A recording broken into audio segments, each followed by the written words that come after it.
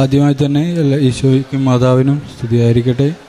ഞാൻ കഴിഞ്ഞ 2023 ഞാൻ കാസർഗോഡ് ഡിസ്ട്രിക്റ്റിൽ നിന്നാണ് വരുന്നത്.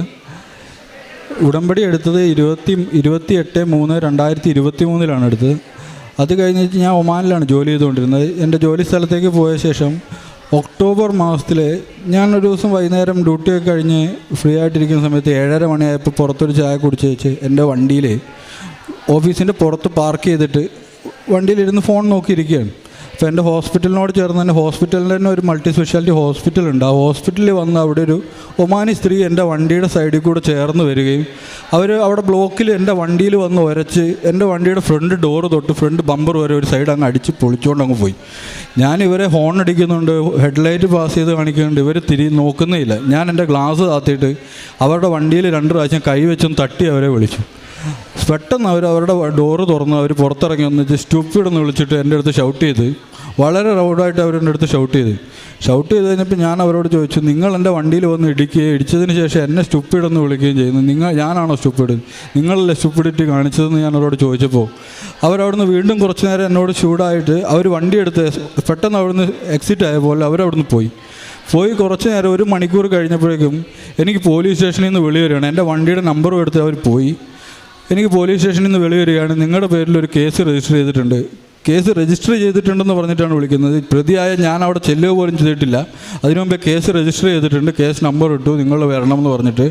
നിങ്ങൾ എത്തിയിട്ടില്ലെങ്കിൽ ഇന്ന് രാത്രി തന്നെ നിങ്ങളുടെ അടുത്ത് പോലീസ് വരുമെന്ന് പറഞ്ഞ് ഞാൻ അവിടെ ചെല്ലാമെന്ന് പറഞ്ഞു. ഒരു 10-15 മിനിറ്റിനുള്ളിൽ ഞാൻ അവിടത്തേക്ക് ചെല്ലുകയും ചെയ്തു. എൻ്റെ അടുത്ത് തന്നെയാണ് പോലീസ് സ്റ്റേഷൻ. അതിനു മുമ്പ് ഞാൻ എൻ്റെ ഓഫീസിൽ വിളിച്ച് ഈ കാര്യം പറഞ്ഞപ്പോൾ അവർ എൻ്റെ ഓഫീസിൽ നിന്ന് വൈകുന്നേരം ആയപ്പോഴേക്കും PROs ആയിട്ടുള്ള എല്ലാ ഒമാനീസും പോയിട്ടുണ്ടായിരുന്നു. ആരും തന്നെ ഇല്ല എൻ്റെ കൂടെ വരാൻ വേണ്ടി. ഞാൻ തന്നെ എൻ്റെ റൂംമേറ്റുമായിട്ട് ഞാൻ അവിടേക്ക് പോയി. അവിടെ ചെന്നപ്പോൾ ഇവർ ചെന്ന വാടെ തന്നെ ഒരു 10-15 മിനിറ്റ് എൻ്റെ കയ്യിൽ ഫോണും കാര്യങ്ങളൊക്കെ ഉണ്ടായിരുന്നു. അത്രയും സമയം എനിക്ക് ഇവരുടെ അടുത്ത് സംസാരിച്ച ശേഷം എനിക്ക് എൻ്റെ ഓഫീസിലേക്ക് വിളിച്ചിട്ട് എന്താ ഇവിടെ നടക്കുന്നതെന്ന് പറയാൻ എൻ്റെ ഓഫീസിലൊന്ന് വിളിച്ച് പറയാൻ പറ്റി. അവരെന്നോട് ഞാൻ ചെന്ന വാടെ പറഞ്ഞു, നീ ഞായറാഴ്ച വരെ നീ ലോക്കപ്പിലാണ്, ബുധനാഴ്ച വൈകുന്നേരമാണ് ഈ സംഭവം നടക്കുന്നത്, നിന്നെ ഞായറാഴ്ച നിനക്കിനി ഇവിടുന്ന് ജയിലിൽ നിന്ന്, ലോക്കപ്പിലല്ല ജയിലിലാണ്. സാധാരണ നമ്മളൊരു സിനിമയിൽ കാണുന്ന പോലെ പോലീസ് സ്റ്റേഷനിലകത്ത് കാണുന്ന സിംഗിൾ സെല്ലിനകത്തുള്ള ലോക്കപ്പല്ല, ജയിലിനകത്താണ് ഞായറാഴ്ച വരെ.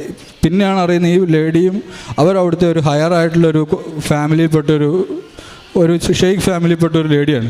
അവരും അവരുടെ ഫാദറും പഴയ അവിടുത്തെ എന്തോ ഒരു ഹയർ ആയിട്ടുള്ള ഗവൺമെൻറ് ജോലിക്കാരനുമാണ് അയാൾ. ഫാദറും കൂടെ വന്ന് ഞാൻ അവിടെ ചെല്ലുന്നതിന് മുമ്പ് തന്നെ എൻ്റെ പേരിൽ കേസും രജിസ്റ്റർ ചെയ്തു. എനിക്ക് പെട്ടെന്ന് അവരവിടുത്തെ പോലീസുകാരുമായിട്ട് സംസാരിച്ച് 4 ദിവസം ജയിലിലിട്ടതിന് ശേഷം മാത്രം ഇവനെ പുറത്തിറക്കിയാൽ മതി എന്ന് പറഞ്ഞു വെച്ചാൽ അവർ പറഞ്ഞു പോയി. ഞാൻ ചെല്ലുമ്പോൾ ഈ 10-15 മിനിറ്റ് കൊണ്ട് എനിക്ക് സംസാരിക്കാൻ ഇവരിവിടെ പറഞ്ഞ കാര്യങ്ങളല്ലാതെ പിന്നെ ഞാൻ പറയുന്നൊന്നും കേൾക്കാനോ ഒന്നിനും തയ്യാറായിട്ടുണ്ടായിരുന്നില്ല. എൻ്റെ കമ്പനിയിൽ ഞാൻ വിളിച്ച് പറഞ്ഞിരുന്നു ഇങ്ങനെയൊക്കെയാണ് സംഭവങ്ങൾ. PROs ഒക്കെ പോയി എന്നാണ് പറഞ്ഞത്. ഇവരെൻ്റെ അടുത്തുനിന്ന് ഫോണ്, വാലറ്റ്, ഞാൻ ഉടമ്പടി എടുത്തിരുന്ന എൻ്റെ കാശ് രൂപ എൻ്റെ മാലയിൽ ഞാൻ ലോക്കറ്റായിട്ട് ഇട്ടിരുന്നു, അതും എല്ലാം അവരെൻ്റെ അടുത്തുനിന്ന് മേടിച്ചു. നമ്മുടെ പാൻറ്റിൻ്റെ ബെൽറ്റ് അടക്കം ഇവരെൻ്റെ അടുത്തുനിന്ന് അഴിച്ച് മേടിച്ച് എന്നെ അവർ ലോക്കപ്പിലേക്ക് വിട്ടു. പിന്നെ എനിക്ക് ആരോടൊന്നും സംസാരിക്കാനില്ല, എൻ്റെ കയ്യിൽ ഫോണില്ല, ഒന്നുമില്ല. ലോക്കപ്പിൽ പോയപ്പോൾ അതുവരെ എനിക്ക് വേണ്ടി സംസാരിക്കാൻ വേണ്ടി ആരുമില്ല. എൻ്റെ കൂടെ വന്ന എൻ്റെ റൂംമേറ്റ് പോലീസ് സ്റ്റേഷൻ്റെ പുറത്ത് ഇപ്പോഴേ ഉള്ളൂ. ഞാൻ ആരും എൻ്റെ കൂടെ എനിക്ക് സഹായിക്കാൻ ആരും വരില്ല എന്ന് കരുതിയിട്ട് ഞാൻ ലോക്കപ്പിനകത്തേക്ക് പോയി. അവിടെ ചെന്ന് എൻ്റെ കയ്യിൽ കാശ് രൂപമില്ല, ഒന്നുമില്ല. ഞാൻ അവിടെ ഇരുന്ന് വിശ്വാസ പ്രമാണം മാത്രമേ ഉള്ളൂ. ഞാൻ പറഞ്ഞു, എനിക്കിവിടെ കിടക്കേണ്ടതായിട്ടുള്ളൊരു തെറ്റ് ഞാൻ ചെയ്തിട്ടില്ല, എന്നെ ഇവിടുന്ന് 4 ദിവസം എന്നെ ഇവിടെ കിടത്തരുത്, ഇന്ന് രാത്രി തന്നെ എനിക്ക് ഇവിടുന്ന് പുറത്തിറങ്ങാൻ പറ്റണം. എൻ്റെ കമ്പനി എന്നോട് പറഞ്ഞത് ഞങ്ങൾക്കിപ്പോൾ ഒന്നും ചെയ്യാൻ പറ്റില്ല, ഇനി ഞായറാഴ്ച മാത്രമേ ചെയ്യാൻ പറ്റുള്ളൂ എന്നാണ് പറഞ്ഞത്. ഞാൻ അവിടെ ഇരുന്നിട്ട് ഒരു 3 മണിക്കൂർ ഇവരെന്നെ പോലീസ് സ്റ്റേഷനകത്ത് വെറുതെ ഇരുത്തിയിരുന്നു. ഞാൻ പറയുന്ന കാര്യങ്ങളൊന്നും കേൾക്കാതെ വരുന്നതും പോകുന്നതുമായിട്ടുള്ള അറബി പോലീസുമാരെല്ലാം ചെറിയവർ തൊട്ട് ഹയർ പോസ്റ്റിലിരിക്കുന്നവർ വരെ വന്ന് എന്നെ അടുത്ത് ഷൗട്ട് ചെയ്ത് പോയിരുന്നു. ഞാൻ പറയുന്ന ഒരു കാര്യങ്ങൾ പോലും അവർ കേൾക്കാൻ റെഡിയായിരുന്നില്ല. 3 മണിക്കൂർ അവിടെ ഇരുത്തിയ ശേഷം എന്നെ അവിടെ ഒരു ജയിലിലേക്ക് കൊണ്ടുപോയി ഒരു 3-4 ഡോറ് തുറന്ന് 4ാമത്തെ ഡോറാണ് മെയിൻ ഡോറിൻ്റെ തുറന്ന് എന്നെ അവിടെ ലോക്കപ്പിലിട്ടു, ജയിലിലിട്ടു. എനിക്ക് ആ 2 കരിമ്പടമൊക്കെ തന്നേച്ച് എന്നോട് പറഞ്ഞു, നീ ഇനി ഇവിടെ ഞായറാഴ്ച വരെ നീ ഇവിടെയാണ്. വളരെ പുച്ഛത്തോടെയാണ് അവരെന്നോട് സംസാരിക്കുന്നത്. ഞാനതവിടെ കൊണ്ടിട്ട് അവിടെ നിലത്തോട്ടിട്ട് ഞാൻ അവിടെ ഇരുന്നേച്ച് ഞങ്ങൾക്ക് വിശ്വാസ പ്രമാണം ചൊല്ലാൻ തുടങ്ങി. ഞാൻ പ്രത്യക്ഷപ്പെടുന്ന പ്രാർത്ഥന അതൊന്നും എനിക്ക് കാണാപ്പാട് അറിയത്തില്ലായിരുന്നു. വിശ്വാസ പ്രമാണം ഞാൻ ചൊല്ലിക്കൊണ്ടിരുന്നു.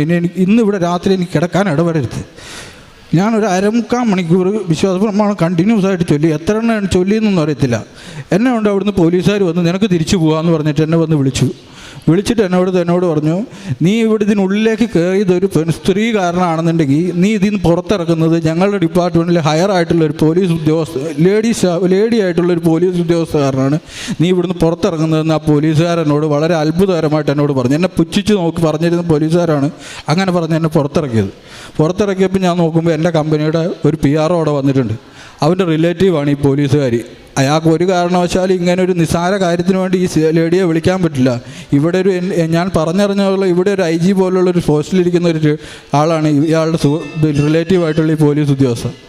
അയാൾ പല വിധത്തിലും സാധാരണക്കാരായിട്ടുള്ള പോലീസുകാരുടെ അടുത്തൊക്കെ സംസാരിച്ചു, ആരും സമ്മതിക്കുന്നില്ല എന്ന് കണ്ടപ്പോൾ അവസാനം എൻ്റെ PRO വിളിച്ച് സംസാരിച്ചാണ് ആ ലേഡിയോട്. അവർ കാര്യങ്ങൾ അന്വേഷിച്ചപ്പോൾ ഈ ലേഡി എനിക്കെതിരെ കംപ്ലയിൻറ്റ് കൊടുത്ത ലേഡിയും അവരുടെ ഫാദറും അവരുടെ ഒരു സ്റ്റാറ്റസ് വെച്ചിട്ടൊരു ഈഗോ ഹർട്ടായിട്ടാണ് അവരെനിക്കെതിരെ കേസ് കൊടുത്തതും അവർ തന്നെ ശിക്ഷയൊക്കെ വിധിച്ച് 4 ദിവസം ജയിലിൽ കിടത്തിട്ട് അവനെ വിട്ടാൽ മതി എന്ന് പറഞ്ഞ് ഇതിനൊക്കെ തീരുമാനം ഉണ്ടാക്കിയതെന്നും അവരറിഞ്ഞപ്പോൾ അവർ പറഞ്ഞു അവനെ അവിടെ കിടത്തണ്ട, അവനെ ഇറക്കി വിട്ടേക്ക്, അവനെ ജയിലിൽ നിന്ന് വിട്ടേക്ക്, ഇന്ന് രാത്രി തന്നെ അവനെ റിലീസ് ചെയ്തേക്കെന്ന് പറഞ്ഞ് എന്നെ എൻ്റെ ഫ്ലാറ്റിൽ കൊണ്ടുവിടാൻ പറഞ്ഞിട്ടാണ് അവർ പറഞ്ഞിരുന്നത്. പുറത്തെൻ്റെ കമ്പനിയുടെ PRO എൻ്റെ റൂംമേറ്റും അപ്പോഴും ഈ 4 മണിക്കൂറായിട്ട് ആ PRO എൻ്റെ റൂംമേറ്റും വെയിറ്റ് ചെയ്ത് നിൽക്കുന്നുണ്ടായിരുന്നു.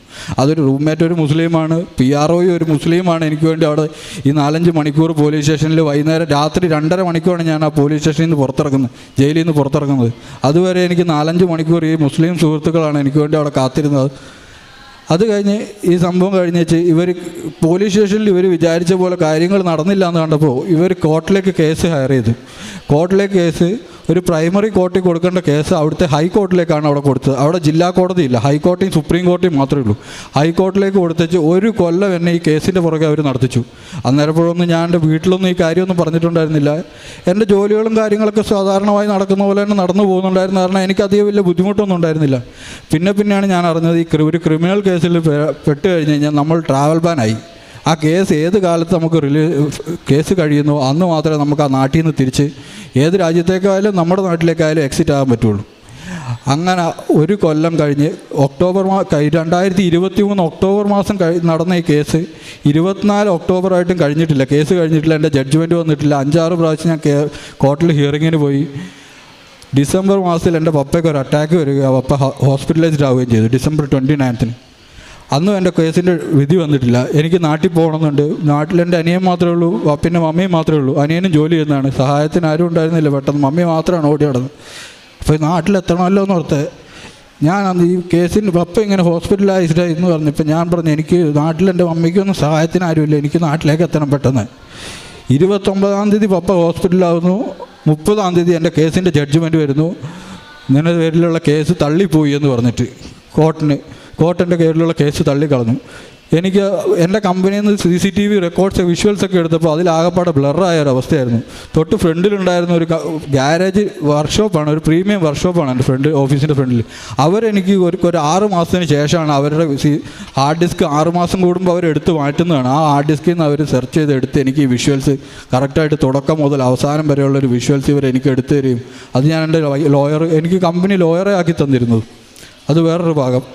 ഈ ലോയർ മുഖേന ഞാൻ ഈ കോർട്ടിൽ വീഡിയോ അവിടെ സബ്മിറ്റ് ചെയ്തിട്ടുണ്ടായിരുന്നു. അത് കാരണം ഈ കേസിൽ അവർ വീഡിയോ കണ്ട് ഞാനല്ല തെറ്റുകാരി, വോയിസ് അടക്കമുള്ള വീഡിയോ വിഷ്വൽസ് ആയിരുന്നു. തൊട്ട് കീഴെ തന്നെ ഇവർ ഞാനുമായിട്ട് സംസാരിക്കുന്നതിൻ്റെ തൊട്ട് തിളക്ക് മേലെ തന്നെ ഒരു ക്യാമറ ഉണ്ടായിരുന്നത് ഞാനും കണ്ടിട്ടില്ല, ആരും കണ്ടിട്ടില്ലായിരുന്നു. അവർ തന്നെ ആ ഗ്യാരേജുകാരാണ് എന്നോട് വന്ന് പറയുന്നത് ഇവിടെ ഒരു ക്യാമറ ഉണ്ടല്ലോ, നിൻ്റെ ഓഫീസിൻ്റെ ക്യാമറയിൽ നിന്ന് വിഷ്വൽ കിട്ടിയില്ലെങ്കിൽ ഞങ്ങളുടെ ഈ ക്യാമറ കിട്ടാതിരിക്കുമല്ലോ എന്ന് പറഞ്ഞാൽ അവർ പോയി തപ്പിയെടുത്ത് എനിക്ക് ആ വിഷ്വൽ കൊണ്ട് തന്നു.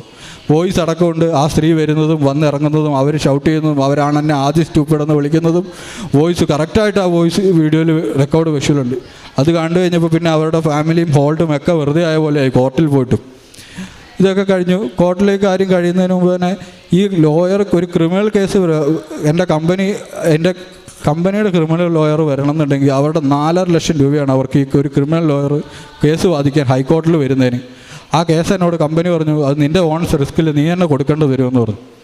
ഞാൻ വീട്ടിലൊന്നും പറഞ്ഞിട്ടില്ല. ഞാൻ ഓർത്ത് എൻ്റെ സാലറിയിൽ നിന്ന് റിഡക്റ്റ് ചെയ്തോട്ടെ, അല്ലെങ്കിൽ എൻ്റെ സെറ്റിൽമെൻറ്റിൽ നിന്ന് എടുത്തോട്ടെ, കുഴപ്പമില്ല, നോ പ്രോബ്ലം, സാധാരണ പോലെ കാര്യങ്ങൾ നടന്നു പോകും, വീട്ടിൽ അറിയുകയില്ലെന്ന് ഓർത്തിട്ട് ഞാൻ പറഞ്ഞു.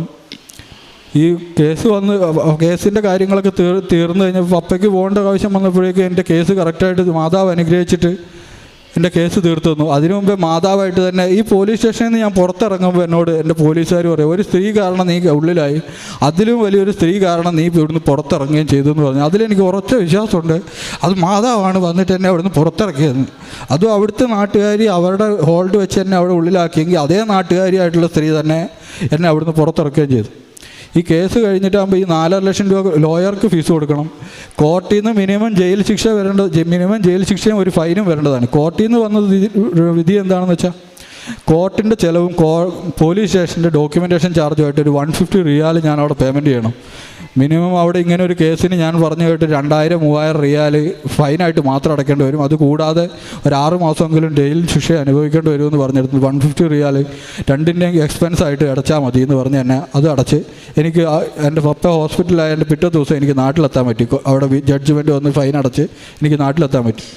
പിന്നെ എനിക്കൊരു 4.5 ലക്ഷം രൂപയോളം വരുന്ന ഒമാൻ റിയാൽ, ഏകദേശം 1600 റിയാൽ എനിക്ക് ലോയർക്ക് കൊടുക്കാനുള്ള ലോയർ ഫീ ഉണ്ടായിരുന്നു. കമ്പനി എന്നോട് പറഞ്ഞത് അത് നിൻ്റെ സാലറിയിൽ നിന്ന് ഡിഡക്റ്റ് ചെയ്തോളാം, ചെറിയൊരു സംഖ്യയായിട്ട് ഡിഡക്റ്റ് ചെയ്തോളാം എന്നാണ് പറഞ്ഞിരുന്നത്. കുറച്ച് കാലം കഴിഞ്ഞ് ഞാൻ ഇടയ്ക്കിടയ്ക്ക് എൻ്റെ ഡയറക്ടറുമായിട്ട് നല്ല രീതിയിൽ പോയിരുന്നത് കാരണം ഡയറക്ടറോട് ഞാൻ ഇടയ്ക്കിടയ്ക്ക് ചോദിക്കുമായിരുന്നു, സാർ എന്തെങ്കിലും ചെയ്യാൻ പറ്റുമോ? ഒന്നും ചെയ്യാൻ പറ്റില്ല എന്ന് പറഞ്ഞ ആൾ അടുത്ത റമദാൻ മാസം ആയപ്പോൾ ഞാൻ ആളോട് 1-2 പ്രാവശ്യം ചോദിച്ചു. റമദാൻ തീരാറായപ്പോഴും ആളോടൊന്ന് ചോദിച്ചു. ആൾ പറഞ്ഞു ഓക്കെ, ഫുൾ എക്സ്പെൻസ് കമ്പനി തന്നെ ഇട്ടേ, കമ്പനിയുടെ ക്രിമിനൽ കേസുകളുടെ കൂട്ടത്തിൽ അതും കമ്പനിയുടെ എക്സ്പെൻസ് ആയിട്ടിട്ട് കമ്പനി ഒരു പൈസ പോലും എൻ്റെ കയ്യിൽ നിന്ന് മേടിക്കാതെ അതെല്ലാം കമ്പനി തന്നെ അടച്ച് എനിക്ക് സാമ്പത്തികമായിട്ടുള്ള ഒരു ബാധ്യതയും വരാതെ എന്നെ മാതാവ് എല്ലാ കമ്പനിയിലും ജയിലിലും പോലീസുകാരുടെ ഇടയിലും കോടതിയിലും എല്ലാം വന്ന് മാതാവ് വന്ന് പലരുടെ രൂപത്തിൽ എന്നെ സഹായിച്ചു. പിന്നെ ഇത് കഴിഞ്ഞേച്ച് കുറച്ച് മാസങ്ങൾ കഴിഞ്ഞു. ഞാനിവിടെ നാട്ടിലൊക്കെ വന്ന് പോയി കഴിഞ്ഞ് കുറച്ച് മാസങ്ങൾ കഴിഞ്ഞാണ് എൻ്റെ 2 സുഹൃത്തുക്കളും ഞാനും കൂടെ എനിക്ക് കമ്പനി തന്ന ഒരു കാറുണ്ടായിരുന്നു. അത്യാവശ്യം നല്ല കോസ്റ്റ്ലി ആയിട്ടുള്ള ഒരു 10-25 ലക്ഷം രൂപ വില ഇവിടെ വരുന്ന ഒരു വണ്ടിയാണ്. പുതിയ വണ്ടിയാണ്, 1 മാസം ആയതേ ഉണ്ടായിരുന്നുള്ളൂ. ഞങ്ങൾ ആ വണ്ടിയായിട്ട് ഉച്ചയ്ക്ക് ബ്രേക്ക് ടൈമിൽ ഞങ്ങളൊരു തൊട്ടടുത്തൊരു ഒരു മാളിലേക്ക് പോയതാണ്. മാളിലേക്ക് പോയിട്ട് ഞങ്ങൾ തിരിച്ചു വരാൻ വേണ്ടി ഇറങ്ങുമ്പോൾ എൻ്റെ സുഹൃത്ത് എന്നോട് പറഞ്ഞു, ഞാനിനി വണ്ടി ഓടിച്ചോളാം എന്ന് പറഞ്ഞ് വണ്ടി എടുത്തു. ഹൈവേയിലേക്ക് കയറി ഒരു ക്രോസ് സിഗ്നലിൽ വന്ന് സംസാരിച്ചുകൊണ്ട് ഫ്രണ്ടിൽ സിഗ്നൽ നോക്കാതെ കയറി അങ്ങ് പോയി. എതിരെ വന്ന വണ്ടിയിൽ വിലങ്ങനെ ചെന്നങ്ങ് ഇടിച്ചങ്ങ് കയറി വണ്ടി. ഫ്രണ്ട് മൊത്തം ബാക്ക് വരെ ആകെപ്പാടെ പപ്പടം പോലെ അവസ്ഥയായി. എൻ്റെ ഫ്രണ്ടിലത്തെ എൻജിനൊക്കെ ഇടിച്ച് പൊളിഞ്ഞ് ഞങ്ങളുടെ ഡാഷ്ബോർഡിനകത്തൂടെ ഉള്ളിൽ വന്ന് ഗിയർ ബോക്സൊക്കെ പൊളിഞ്ഞ് 2 സീറ്റിൻ്റെ ഇടയിൽ കൂടെ ബാക്കിലേക്ക് പോയി. അത്ര വലിയൊരു അപകടമായിരുന്നു. 3 പേര് ഈ വണ്ടിയിലിരുന്നിട്ട് 3 പേരും വേറെ ഏതോ ഒരു വണ്ടിയിൽ ആക്സിഡൻറ്റ് നടന്ന പോലെ നമ്മൾ കാഴ്ചക്കാരിറങ്ങി നിൽക്കുന്ന പോലെ ഒരു പോറലോ ഇടിച്ചതിൻ്റെതായിട്ടുള്ള യാതൊരു ബുദ്ധിമുട്ടുകളോ തോന്നാതെ ഞങ്ങൾ പുറത്തിറങ്ങി നിന്നിട്ട് ഇത് നോക്കി നിൽക്കുക. ഞങ്ങൾക്ക് തന്നെയാണ് ഇത് സംഭവിച്ചത്. ഞങ്ങളുടെ വണ്ടിയുടെ അവസ്ഥയുണ്ട്. 2 ഫ്രണ്ടിലത്തെ 2 പാസഞ്ചർ ഇരിക്കുന്നിടം കണ്ടു കഴിഞ്ഞാൽ ഒരിക്കലും പറയില്ല ഇതിൽ നിന്ന് ഇറങ്ങിയ 2 പേരുടെ കാലും കൈയൊക്കെ ബാക്കിയുണ്ട്, ആൾ ജീവനോടെ ബാക്കിയുണ്ടെന്ന്. എയർ ബാഗുകളൊക്കെ ഉണ്ടാവും, അതൊക്കെ ശരി തന്നെയാണ്. പക്ഷേ ആ വണ്ടിയുടെ അവസ്ഥ കണ്ടു കഴിഞ്ഞാൽ ഒരു മനുഷ്യരും പറയത്തില്ല ഈ വണ്ടിയിൽ നിന്ന് ഇറങ്ങിയ ആൾക്കാർ ജീവനോടെ ഉണ്ടെന്ന്. അതിൽ നിന്നാണ് ഞങ്ങൾ 3 ആളും ഒരു പോറൽ പോലും ഇല്ലാതെ പുറത്തിറങ്ങിയത്. ഈ സമയങ്ങളിലൊക്കെ ഞാൻ ഉടമ്പടിയിലാണ്. കൃത്യമായിട്ട് എൻ്റെ ഉടമ്പടി പ്രാർത്ഥനകളൊക്കെ ഞാൻ അവിടെയും ചെയ്തു പോകുന്നുണ്ടായിരുന്നു. എല്ലാ ഞായറാഴ്ചയും പള്ളിയിൽ പോകുന്നുണ്ടായിരുന്നു. എൻ്റെ കഴുത്തിൽ എൻ്റെ മാലയിൽ തന്നെ എൻ്റെ ഒരു കാശ് രൂപം ഉണ്ടായിരുന്നു. ഇവിടുന്ന് മേടിച്ചുകൊണ്ട് പോയ ലോക്കറ്റും കൊന്തയൊക്കെ എൻ്റെ വണ്ടിയിലും ഒക്കെ തന്നെ ഉണ്ടായിരുന്നു. ഈ കാശ് രൂപമൊക്കെ എൻ്റെ കൂടെ ഉണ്ടായിരുന്നത് കൊണ്ടാണ് ആ പോലീസ് സ്റ്റേഷനിൽ അവർ മേടിച്ച് വെച്ചെങ്കിലും അത് ആ പോലീസ് സ്റ്റേഷനിൽ എൻ്റെ അമ്മയായിട്ട് അവിടെ എടുപ്പുണ്ടെന്നുള്ളതും ഈ വണ്ടി ആക്സിഡൻ്റ് ആകുമ്പോൾ എൻ്റെ നെഞ്ചിൽ ആ കാശ് രൂപം എൻ്റെ മാലയോട് ചേർന്നുണ്ടെന്നുള്ളതൊക്കെ കൊണ്ടാണ് എനിക്കിതിൽ നിന്നൊക്കെ സുഖമായിട്ട് രക്ഷപ്പെടാൻ പറ്റിയതെന്നുള്ളത്, മാതാവ് സഹായിച്ച് എന്നെ രക്ഷപ്പെടുത്തിയതെന്ന് ഞാൻ ഉറച്ചു വിശ്വസിക്കും. അത് കഴിഞ്ഞ് അതുപോലുള്ള പിന്നെ അവിടെ നിസ്സാരമായ ചെറിയ കാര്യങ്ങളിലൊക്കെ മാതാവ് എന്നെ പ്രാർത്ഥനയിൽ സഹായിച്ചിട്ടുണ്ട്. പിന്നെ ഇപ്പോൾ ഞാനിവിടെ നാട്ടിൽ വന്നിട്ട് കഴിഞ്ഞ ദിവസം ഞാനൊരു ഹെവി ലൈസൻസിന് വേണ്ടിയിട്ട് അപ്ലൈ ചെയ്തിരുന്നു. പ്രത്യേകിച്ച് കാര്യമൊന്നുമില്ല, ഒരു താല്പര്യത്തിൻ്റെ പുറത്ത് അപ്ലൈ ചെയ്തതാണ്. അപ്പോൾ എനിക്ക് മാതാവിനോട് ഞാൻ എൻ്റെ കഴിഞ്ഞ ദിവസത്തെ അപ്ലൈ ചെയ്തിട്ട് കുറച്ച് ദിവസം കഴിഞ്ഞ് എൻ്റെ ഫസ്റ്റ് ടെസ്റ്റ് വന്നു. അന്നത്തെ രാവിലത്തെ ഡെയിലി ബ്രെഡിൽ ഞാൻ പറഞ്ഞു, മാതാവ് എനിക്ക് ഇന്നത്തെ എൻ്റെ ടെസ്റ്റാണ്, എൻ്റെ ഫസ്റ്റ് ട്രയലാണ്, എനിക്കിന്ന് മാതാവ് എനിക്ക് എൻ്റെ ഫസ്റ്റ് ട്രയൽ തന്നെ എനിക്കിതൊന്ന് പാസ്സാക്കി തരണമെന്ന് പറഞ്ഞ് ഞാൻ പ്രാർത്ഥിച്ചു പോയി. ടെസ്റ്റിൽ ഞാൻ അവിടെ മാതാവിനോടൊക്കെ പ്രാർത്ഥിച്ച് ഞാൻ ടെസ്റ്റ് ചെയ്തു. എനിക്ക് ഫസ്റ്റ് ട്രയൽ തന്നെ ഇവിടുത്തെ ഹെവി ലൈസൻസ് കിട്ടി. ഇവിടെ വണ്ടി ഓടിച്ചുകൊണ്ടിരിക്കുന്ന കുറച്ച് ആൾക്കാരുണ്ടായിരുന്നു അവിടെ വന്ന്, അവരൊക്കെ ഫെയിലായി. സങ്കടമുണ്ട്, എന്നാലും എന്നെ മാതാവ് എന്നെ ഫസ്റ്റ് ട്രയൽ തന്നെ ഇതിലും പാസ്സാക്കി തന്നു. പിന്നെ എൻ്റെ ഇതുപോലുള്ള ഒരുപാട് കാര്യങ്ങൾ ചെറിയതായിട്ടുള്ള ഒരുപാട് കാര്യങ്ങളിൽ മാതാവിനെ നിരന്തരം എൻ്റെ കൂടെയും എൻ്റെ കുടുംബത്തിൻ്റെ കൂടെ ഞങ്ങളെല്ലാവരും ഉടമ്പടിയിലാണ്. ഞങ്ങളെല്ലാവരുടെയും കൂടെ എല്ലാ കാര്യത്തിനും മാതാവ് തന്നെ ഞങ്ങളെ സഹായിക്കാറുണ്ട്. എല്ലാത്തിനും ഒരുപാട് നന്ദി. കാരുണ്യപ്രവർത്തികളായിട്ട് ഞങ്ങളിവിടെ അനാഥാലയങ്ങളിലും ഹോസ്പിറ്റലുകളിലൊക്കെ പോവുകയും പൈസയ്ക്ക് ബുദ്ധിമുട്ടുന്ന ആൾക്കാരെ കാണുമ്പോൾ വലിയ രീതിയിലൊന്നുമല്ല, ഞങ്ങളെക്കൊണ്ട് പറ്റുന്ന രീതിയിൽ ഞങ്ങൾ സാമ്പത്തികമായിട്ട് സഹായിക്കാറുണ്ട്. പിന്നെ ഈ വാട്സാപ്പ് ഗ്രൂപ്പുകളിലൊക്കെ ഒരുപാട് പേരുടെ സഹായത്തിന് വേണ്ടിയിട്ട് വരുന്നതിലൊക്കെ പൈസ ഇട്ട് കൊടുക്കാറുണ്ട്. പിന്നെ ഭക്ഷണം പലർക്കും റോഡ് സൈഡിലും ഹോസ്പിറ്റലിലൊക്കെ പലർക്കും ഭക്ഷണം പാഴ്സലായി മേടിച്ചുകൊണ്ട് കൊടുക്കുകയും വീട്ടിലുണ്ടാക്കി കൊടുക്കുകയൊക്കെ ചെയ്യാറുണ്ട്. അവിടെ ആയിരിക്കുമ്പോഴും എനിക്ക് അവിടെ ഞങ്ങൾക്ക് ഡെയിലി കുർബാനയ്ക്കില്ലെങ്കിലും വെള്ളിയാഴ്ചയാണ്, എല്ലാ വെള്ളിയാഴ്ചകളിലും ഞാൻ അവിടെ കുർബാനയ്ക്ക് പോവുകയും രാവിലെയും വൈകുന്നേരമുള്ള എൻ്റെ പ്രത്യക്ഷീകരണ പ്രാർത്ഥനയും സാധാരണ പ്രാർത്ഥനയും ഞാൻ ചൊല്ലുകയും ചെയ്യാറുണ്ട്. ചില ദിവസങ്ങളിൽ മാത്രം എൻ്റെ ജോലിയുടെ ചിലപ്പോൾ മാത്രം എനിക്കിത് മുടക്കം വന്നിട്ടുണ്ട്. പറ്റാവുന്ന എല്ലാ ദിവസങ്ങളിലും ബൈബിൾ വായിക്കുകയും എല്ലാ കാര്യങ്ങളും ഞാൻ അവിടെ ആയിരിക്കുമ്പോഴും ചെയ്യാറുണ്ട്. ഇതുകൊണ്ടൊക്കെ തന്നെ ആയിരിക്കണം മാതാവ് എന്നെയും എൻ്റെ കുടുംബത്തെയും സഹായിച്ചതെന്ന് ഞാൻ ഉറച്ചു വിശ്വസിക്കുന്നു. മാതാവിനെ ഈശോയ്ക്ക് ഒരുപാട് നന്ദി. പ്രവർത്തനങ്ങൾ അധ്യായം 12, 8-9 തിരുവചനങ്ങൾ. ദൂതൻ അവനോട് പറഞ്ഞു, നീ അരമുറുക്കി പാദരക്ഷകൾ അണിയുക. അവൻ അങ്ങനെ ചെയ്തു. ദൂതൻ വീണ്ടും പറഞ്ഞു, മേലങ്കി ധരിച്ചുകൊണ്ട് എൻ്റെ പിന്നാലെ വരിക. അവൻ പുറത്തിറങ്ങി ദൂതനെ അനുഗമിച്ചു. എങ്കിലും ദൂതൻ വഴി സംഭവിച്ച ഇക്കാര്യം യാഥാർത്ഥ്യമാണെന്ന് അവന് തോന്നിയില്ല. തനിക്കൊരു ദർശനമുണ്ടായതാണെന്നേ അവൻ കരുതിയുള്ളൂ. ഉടമ്പടിയിലൂടെ ജീവിച്ച ഈ മകനെ തൻ്റെ ജയിലിലായിരിക്കേണ്ട ഒരു വലിയ അനുഭവത്തെ നമ്മൾ അപ്പസ്തോല പ്രവർത്തനങ്ങളോട് തട്ടിച്ചു നോക്കുമ്പോൾ പൗലോസിൻ്റെ ഒരു വലിയ ജീവിതാനുഭവത്തോട് നമുക്ക് താരതമ്യം ചെയ്യാവുന്നതാണ്. ദേവദൂതൻ വന്ന് പൗലോസിനെ അവിടെ നിന്ന് അവർ രണ്ടുപേരെയും രക്ഷിക്കുന്ന ഒരു സന്ദേശമാണ് നാം ഇപ്പോൾ വായിച്ചു കേട്ടത്. ഈ മകൻ്റെ ജീവിതത്തിലെ ഒരു വലിയ സംഘർഷ കാലഘട്ടത്തിൽ പരിശുദ്ധ അമ്മ എങ്ങനെയാണ് മകനെ ആ ജയിലിൽ നിന്നും വലിയ അപകടത്തിൽ നിന്നുമെന്നല്ല രക്ഷിച്ചതെന്ന് നമ്മോട് വിവരിക്കുകയുണ്ടായി. ഒരു വലിയ തുക ഫൈനായി കൊടുക്കേണ്ടിയിരുന്നു, വളരെ കാലം ജയിലിൽ കഴിയേണ്ടിയിരുന്നു. അതുപോലെ തന്നെ എത്രമാത്രം കോമ്പൻസേഷൻ കൊടുത്താലും മതിയാകാത്ത ഒരു വലിയ ശിക്ഷ ഈ മകന് ലഭിക്കുമായിരുന്നു. പക്ഷേ ഇതിൽ നിന്നെല്ലാം ഒരു ഉടമ്പടി ജീവിതത്തിലെ അടിയുറച്ച വിശ്വാസത്തിൽ നിന്ന് ഈ മകൻ്റെ കയ്യിൽ ഒരു നേർച്ച വസ്തുക്കൾ പോലും ഉണ്ടായിരുന്നില്ല. പക്ഷേ അദ്ദേഹം വിശ്വാസ പ്രമാണം ചൊല്ലിക്കൊണ്ടാണ് പരിശുദ്ധ അമ്മയുടെ മാധ്യസ്ഥ അപേക്ഷിച്ച് ഈശോയിൽ നിന്നും വലിയ ഒരു റിലീവ് അദ്ദേഹത്തിന് ലഭിച്ചതെന്ന് ഈ ഉടമ്പടിയിലൂടെ പ്രത്യക്ഷീകരണ സാക്ഷ്യമായി നമ്മോട് ഏറ്റുപറയുന്നു. അദ്ദേഹത്തിൻ്റെ എല്ലാ പരീക്ഷണ കാലഘട്ടങ്ങളിലും പരിശുദ്ധമ്മ കട്ടയ്ക്ക് നിന്ന ഒരു വലിയ അത്ഭുത സാക്ഷ്യമാണിത്. നമ്മുടെ ഉടമ്പടിയിലായിരിക്കുമ്പോൾ നമ്മൾ ഏത് പരീക്ഷണ കാലഘട്ടങ്ങളിലും പരിശുദ്ധ അമ്മ നമ്മോട് കൂടെ ഉണ്ടായിരിക്കും. നമ്മുടെ വിശ്വസ്തതയുടെ മാറ്റുരച്ച് നോക്കുന്ന ഒരനുഭവങ്ങളാണ് നാം ഓരോന്നും കേട്ടുകൊണ്ടിരിക്കുന്നത്. നമുക്ക് ഈശോയ്ക്കും പരിശുദ്ധ അമ്മയ്ക്കും നന്ദി പറയാം. ഈ മകൻ്റെ ആക്സിഡൻറ്റിനെ കുറിച്ച് പറയുകയുണ്ടായി. ഒമാനിലെ ആ ഡ്രൈവിംഗ് കൂട്ടുകാരുടെ കൂടെയുള്ള യാത്രയിൽ മറ്റൊരു വാഹനത്തെ ഇടിച്ചപ്പോഴുണ്ടായ തകിടുപൊടിയായ ആ വാഹനത്തിൽ നിന്ന് പുറത്തു നിൽക്കുന്ന 3 പേരെ ദൈവം പരിരക്ഷിച്ച ഒരു വലിയ സംഭവം നാം കേൾക്കുകയായിരുന്നു. എല്ലാ അവസ്ഥയിലും ഈ മകനെ ഉടൻ പരിഹാരം നൽകി പരിശുദ്ധ അമ്മ സംരക്ഷിക്കുകയായിരുന്നു. പരിശുദ്ധ അമ്മയോട് ചേർന്ന് നിൽക്കുന്നവർക്കെല്ലാം വളരെ പെട്ടെന്നാണ് പരിഹാരത്തിൻ്റെ ഒരു വലിയ സംഭവം, ഒരു വലിയ സാമീപ്യം നൽകി അനുഗ്രഹിക്കുന്നത്. ഈ മകൻ്റെ ഡെയിലി ബ്രെഡിൽ പ്രാർത്ഥിച്ചപ്പോഴുണ്ടായ ഉടൻ പരിഹാരം എന്നത് ജോസഫ് അച്ഛൻ നമ്മെ അനുഗ്രഹിച്ച് പ്രാർത്ഥിക്കുമ്പോൾ ഇദ്ദേഹം പ്രാർത്ഥിച്ചു, പരിശുദ്ധ അമ്മേ, എനിക്കുള്ള ഈ ഇന്നത്തെ ഡ്രൈവിംഗ് ടെസ്റ്റിൽ എനിക്ക് ഫസ്റ്റ് ട്രയലിൽ തന്നെ എനിക്ക് ലൈസൻസ് തരണമേ, ആ ഹെവി ലൈസൻസ് ലഭിക്കണമേ എന്നുള്ള പ്രാർത്ഥന പരിശുദ്ധ അമ്മ വളരെ ഈസിയായി മകനെ പ്രാപിച്ചു കൊടുത്തു എന്ന് പറയുന്നു. നമ്മുടെ എല്ലാ കാര്യങ്ങളും പരിശുദ്ധ അമ്മ വളരെ ഈസിയായി നമുക്ക് പ്രാപിച്ചു തരുന്നത് ഈശോയുടെ തിരുരക്തത്തിൻ്റെ വലിയൊരു ശക്തിയാണ്. ഈ മകൻ ഏറ്റുപറയുകയുണ്ടായി, ഞാൻ വളരെ വിശ്വസ്തയോടുകൂടി എൻ്റെ പ്രേക്ഷിത പ്രവർത്തനങ്ങളും കാരുണ്യ പ്രവർത്തികളും എൻ്റെ ആത്മീയ ജീവിതത്തിലുള്ള എല്ലാ മുന്നേറ്റവും ഞാൻ കൃത്യമായി ചെയ്യുന്നുവെന്ന്. ഈശോയെ കൈവിട്ടിട്ടോ അല്ലെങ്കിൽ പരിശുദ്ധ അമ്മയെ കൂട്ടിച്ചേർക്കാതെ യാതൊരു തീരുമാനങ്ങളും അദ്ദേഹത്തിന് ഇല്ല എന്ന് ഏറ്റുപറയുന്നു. നമ്മുടെ ജീവിതത്തിൽ നമുക്ക് എപ്പോഴും പരിശുദ്ധ അമ്മയോടും ഈശോയോടും വിശ്വസ്തരായിരിക്കാം. നമ്മെ എപ്പോഴും കാത്തുരക്ഷിക്കാനായി ദേവദൂതൻ നമ്മോട് കൂടെ ഉണ്ടായിരിക്കുമെന്ന് നമുക്ക് വിശ്വസിക്കുകയും ചെയ്യാം.